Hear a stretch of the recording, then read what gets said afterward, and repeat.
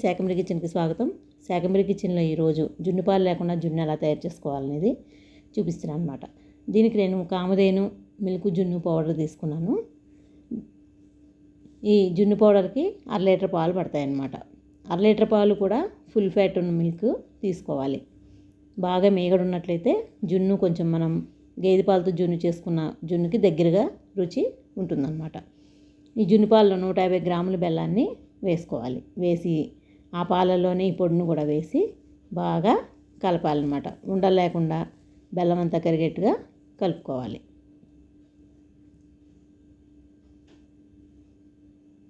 మనం ఏ స్వీట్స్ చేసినా అలాగే జున్ను బెల్లం ఎందులో కలిపినా కూడా మనం వడగొట్టుకోవాలన్నమాట. ఈ బెల్లంలో చిన్ని చెరుకు పిప్పి చెత్త కొంచెం ఉంటుంది. అదంతా పోవాలంటే వడగొట్టుకోవాలన్నమాట కంపల్సరీగా.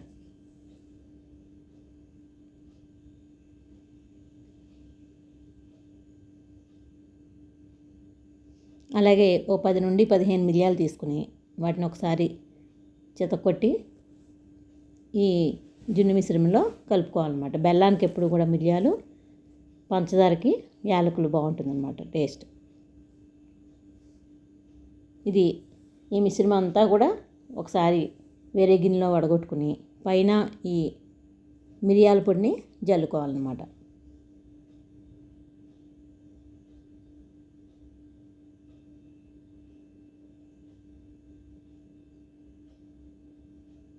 ఇప్పుడు కుక్కర్లో నీళ్లు పోసి కొంచెం ఈ గిన్నెని పెట్టి మూత పెట్టకుండా అలాగే కుక్కర్ పైన మూత పెట్టి విజిల్ పెట్టకుండా 20 నిమిషాల నుండి 25 నిమిషాల వరకు ఉడికించుకోవాలన్నమాట.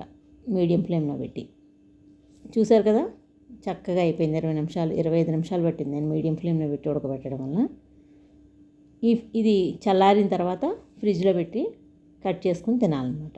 అప్పుడు చాలా గట్టిగా మనం మామూలు జున్ను ఎలా ఉంటుందో అలా అయిపోతుంది అనమాట.